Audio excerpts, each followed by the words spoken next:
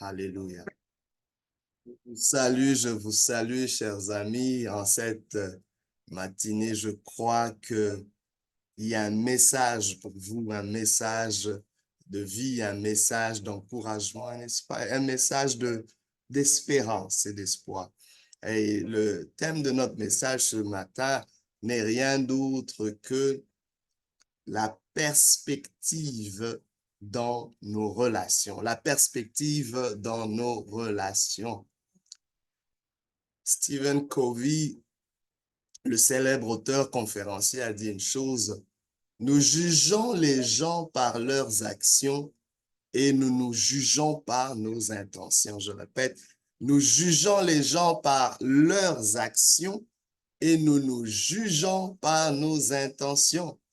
Le sentiment derrière cette citation met en évidence la tendance des individus à être plus indulgents envers leurs propres intentions, tout en étant plus critiques à l'égard des actions des autres. Et nous le faisons dans nos relations, que cela soit dans nos relations amoureuses, nos relations professionnelles, amicales, familiales. Nous le faisons et cela parfois cause beaucoup de dégâts. Et aujourd'hui, j'aimerais vraiment qu'on puisse réfléchir sur cette perspective dans nos relations. Prenons l'exemple pensez à l'histoire d'un collègue. Vous avez peut-être un collègue, on a des collègues de travail. Un collègue qui arrive toujours en retard aux réunions, par exemple.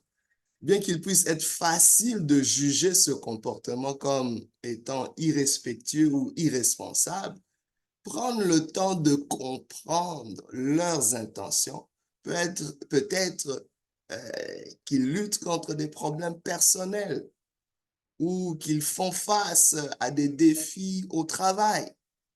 Hein? Ou peut-être que cela peut conduire à une réponse plus compatissante et constructive si on essaie de comprendre le contexte que la personne vit. Qu'est-ce qui se passe dans sa vie? Au lieu juste de pointer du doigt, qu'est-ce que la personne vit? Est-ce qu'on peut s'approcher pour être dans son monde, pour comprendre comment il voit le monde, qu'est-ce qu'il vit quand ce qu'il fait se fait? Qu'est-ce qu'il vit quand il adopte un tel comportement? Posons-nous cette question dans nos relations. Vous savez, le fait d'être parent m'a rendu beaucoup plus, comment dire, compréhensible par rapport à mes propres parents. Vous savez, c'est facile de juger un parent quand on n'est pas encore parent. C'est facile de juger quelqu'un qui est marié quand on ne l'est pas encore. Alors, quand on vit cela, à un moment, on peut dire, waouh, je comprends mieux certaines choses. Je pense qu'il y a de la place à mettre un peu d'eau dans notre vin. Et j'aime cette citation de Michael Jackson qui dit une chose: avant de me juger, essayez de m'aimer vraiment. Wow. On se rappelle combien cet homme a connu beaucoup de controverses autour de lui. Ça a été partagé, d'autres l'ont célébré, d'autres l'ont condamné, jugé. Il y a toujours, j'ai toujours dit une chose, c'est qu'il y a toujours un mystère dans la vie de chaque être humain. Tout le monde ne peut pas parfois démêler ce qu'il en est vraiment pour vous, sur vous, tant si longtemps qu'il ne s'approche pas de vous, tant si longtemps qu'il ne vous aime pas vraiment, tant si longtemps que les gens n'apprennent pas à vous connaître, à vous comprendre, pour mieux vous aimer. Et quand on parle d'amour, on n'est pas en train de dire d'aimer quelqu'un dans ses bons points, d'aimer quelqu'un tel qu'il est, parce qu'on a pris le temps de le connaître et de le comprendre. Docteur Martin Luther King Jr. a dit une chose: la mesure ultime d'un homme n'est pas là où il se tient dans les moments de confort et de commodité, mais là où il se tient en période de défi et de controverse. C'est là qu'on connaît la mesure ultime d'un homme, d'une femme, c'est dans ces moments-là. Et je vous dis, connaître quelqu'un dans ces moments les plus difficiles vous dira beaucoup sur cette personne et vous dira beaucoup sur vous aussi. Alors prochainement, accordons aux autres la grâce qu'on s'accorde soi-même. Parce que la grâce qu'on s'accorde soi-même, c'est quand nous nous jugeons par rapport à nos intentions. Mais quand nous jugeons les autres, c'est par rapport à leurs actions. Au lieu de juste voir l'action des autres, essayons de comprendre leurs intentions. D'où est-ce qu'ils viennent quand ils font ce qu'ils font? Alors, pourquoi est-ce que c'est si important de comprendre les actions et les intentions? Premièrement, j'aimerais dire que reconnaître cette disparité est crucial pour favoriser l'empathie et la compréhension dans nos relations. Ouais. Ça crée une empathie, ça crée une compréhension. Pour moi, je pense que ça crée même des ponts, un rapprochement. En reconnaissant les autres peuvent, en reconnaissant cela, les autres peuvent, on peut avoir de bonnes intentions derrière. Les autres peuvent, il faut reconnaître qu'en reconnaissant que les autres peuvent avoir certaines intentions derrière leurs actions, même si les résultats ne sont pas ceux que nous attendons ou désirons. Nous pouvons quand même cultiver une attitude plus compatissante et indulgente. C'est-à-dire, il y a une intention derrière les actions qu'ils posent, même si les résultats ne sont pas fameux ou conséquents, ou en harmonie avec ce qu'on désire. Mais est-ce qu'on peut aller derrière ces actions et saisir l'intention derrière et apprécier l'intention derrière? Cela peut conduire aussi à des connexions plus fortes et à des interactions plus harmonieuses avec ceux qui nous entourent. Aujourd'hui, le monde souffre parce que le monde est déconnecté. Nous sommes déconnectés les uns des autres.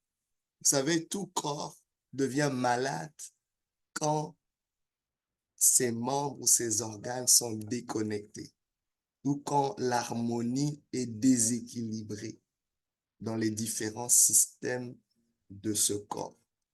Une famille est un corps, une entreprise est un corps, un gouvernement est un corps. Ce sont des organismes. Il y a un aspect organique. C'est vivant quelque part. Et la vie d'un organisme dépend de la santé, des connexions de ces différents organes. Alors, cette approche va beaucoup nous aider à justement avoir ces interactions harmonieuses et ces connexions plus fortes. Mais qu'en est-il du danger de mal juger les actions et les intentions?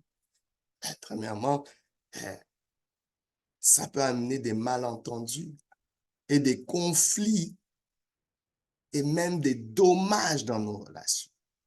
On pourrait réduire le nombre de conflits qu'on a. Moi, je crois sincèrement qu'il y a des conflits qu'on ne devrait pas avoir.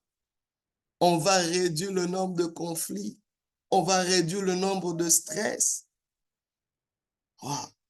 Mais le danger, c'est qu'on augmente le nombre de nos conflits, on augmente le niveau de stress, des malentendus. Aujourd'hui, on a parfois des membres de famille qui ne se parlent pas, ça fait des décennies à cause d'une incompréhension, à cause du fait qu'on a jugé des actions sans aller au-delà des actions et voir les intentions. On n'a pas essayé de comprendre l'autre, d'où venait l'autre. Un autre danger de ne pas adopter cette approche, c'est que nous allons sauter rapidement aux conclusions et faire des hypothèses injustes sur le caractère des autres dans nos relations. Attendons avant de conclure. Attendons avant de conclure. Parfois, nous ne connaissons pas tout le contexte de l'histoire. On ne peut pas conclure une histoire sans avoir eu accès à son contexte, sans avoir jaugé son contexte. Alors, pensez contexte avant de conclure quoi que ce soit, avant d'émettre une hypothèse. Laissez-vous toujours une place, un espace. C'est-à-dire, il y a 3 points de suspension. Il y a des choses peut-être que je ne sais pas encore, je comprends pas. Je me permets de laisser une porte dans cette relation, une porte entrouverte. Il y a un espace que je pourrais remplir parce que je ne sais pas encore. Je ne veux pas conclure rapidement. Un autre danger, c'est que cela peut endommager la confiance et entraver une communication significative. La confiance est importante. Sans confiance, il n'y a pas de leadership, il n'y a pas d'influence. Sans confiance, c'est pas cheminer ensemble.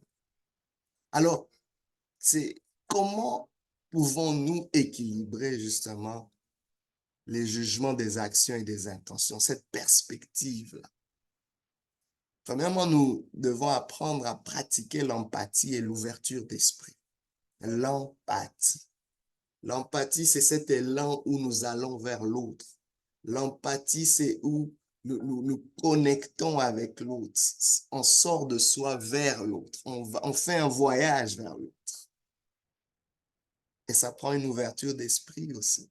Au lieu de sauter immédiatement aux conclusions sur la raison pour laquelle quelqu'un agit d'une certaine manière, prenons le temps de considérer leur perspective et leur motivation. Vous savez, dans la perspective, peu importe du point où vous, je me rappelle le cours de dessin scientifique que j'ai eu au secondaire, dans une perspective, tout dépend du point focal, du point d'où vous vous trouvez. On a tous peut-être le même centre que nous voyons, mais dépendamment de la position dans laquelle vous êtes, ça va affecter ce que vous voyez, comment vous voyez le point central. Lui qui est au nord ne voit pas le point central comme vous le voyez, vous qui êtes au sud. Celui qui vient d'une autre culture ne le voit pas de la même façon. Celui qui vient d'un background où il a été abusé ne voit pas cette situation comme vous le voyez. Il le voit à travers les filtres de son histoire, les filtres de son parcours. Et aujourd'hui, nous avons parfois tendance à nous comparer les uns les autres. On ne peut pas parfois se comparer parce qu'on n'a pas le même contexte, on n'a pas le même parcours. Ayons de l'empathie, une ouverture d'esprit. Une autre façon qu'on peut aussi justement aider à saisir cette perspective, c'est en engageant un dialogue ouvert. Il y a quelqu'un qui m'a dit une chose, tant si longtemps qu'on parle, tant si longtemps qu'on communique, les choses peuvent aller mieux. Mais dès qu'on coupe cet aspect de communication ouvert, cette communication constructive, il n'y a rien qui peut se faire, rien ne bouge, rien, il n'y a pas de flux, il n'y a pas d'échange. Voyez? Donc, ce dialogue ouvert peut également aider à clarifier les malentendus et à construire une compréhension mutuelle. Une autre chose, il y a quelqu'un qui a dit une chose qui m'a beaucoup fasciné. Robert Louis Stevenson a dit une chose, ne jugez pas chaque jour par la récolte que vous récoltez, mais par les graines que vous plantez. Wow! Ne jugez pas chaque jour par la récolte que vous récoltez, mais par les graines que vous plantez. Aujourd'hui, peut-être vous avez vécu quelque chose de difficile ou cette semaine. Ne le regardez pas toujours au travers des fruits, des résultats que vous avez, mais qu'est-ce que vous avez semé, qu'est-ce que vous avez planté, qu'est-ce que vous avez adopté comme approche, comme démarche, comme empathie, comme dialogue. Jugez la journée par rapport à vos semences, parce qu'elles produiront un meilleur lendemain. Aujourd'hui, je ne sais pas, vous êtes peut-être dans une relation amoureuse où il y a des désaccords, des conflits qui peuvent survenir et entraîner des paroles ou des actions blessantes. Plutôt que de se concentrer uniquement sur les actions blessantes, prenons le temps de comprendre les émotions et les intentions sous-jacentes. Ça peut aider les deux partenaires à naviguer plus efficacement dans le conflit et à renforcer leur lien. Vous êtes peut-être dans un milieu multiculturel ou des actions qui peuvent sembler irrespectueuses ou inappropriées d'un point de vue culturel peuvent être parfaitement acceptables dans un autre. Alors, en tenant compte du contexte culturel et des intentions derrière ces actions, les malentendus peuvent être évités et les relations renforcées. Aujourd'hui, lorsque des conflits surviennent, les deux parties prenantes peuvent avoir des intentions ou des raisons valides pour leurs actions. N'oublions pas, ce n'est pas juste une affaire, j'ai raison, tu as tort. Tu as raison, j'ai tort. Non, ce n'est pas toujours une affaire, j'ai gagné, tu as perdu.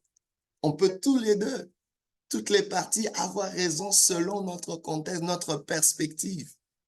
Alors, en reconnaissant ces intentions, Et en engageant un dialogue ouvert, le pardon et la réconciliation deviennent possibles et peut conduire à des relations beaucoup plus fortes et résilientes. Il y a une histoire même dans la Bible qui nous parle de cet aspect des perspectives. Dans 1 Samuel 16, 17, j'aime bien l'histoire de David, où Dieu va dire à son prophète Samuel de ne pas considérer l'apparence du frère de David. Il ne considère pas son apparence ou sa taille, car je l'ai rejeté. Le Seigneur ne regarde pas ce que les gens regardent. Il ne considère pas ce que les gens regardent. Les gens regardent l'apparence extérieure, mais le Seigneur regarde les cœurs, il regarde les intentions. Dieu regarde les intentions, pas juste nos actions. Et ce passage souligne l'importance de regarder au-delà des actions extérieures pour considérer le cœur, les intentions qui les motivent. Aujourd'hui, j'aimerais vous laisser avec une citation. Ne jugez pas les autres parce qu'ils pêchent différemment de vous. Wow! C'est un auteur inconnu qui l'a dit. Ne jugez pas les autres parce qu'ils pêchent différemment de vous. Peut-être ce péché-là n'est pas dans la liste de vos. Ça, c'est une façon de reconnaître que nous sommes tous faillibles quelque part. Mais ne soyons pas si durs avec la vulnérabilité des autres parce qu'elle est différente de la. Je vous souhaite le meilleur dans vos relations. Et n'oubliez pas, il y a toujours place à une perspective dans nos relations. Que Dieu vous bénisse et à la prochaine. Perspective dans nos relations.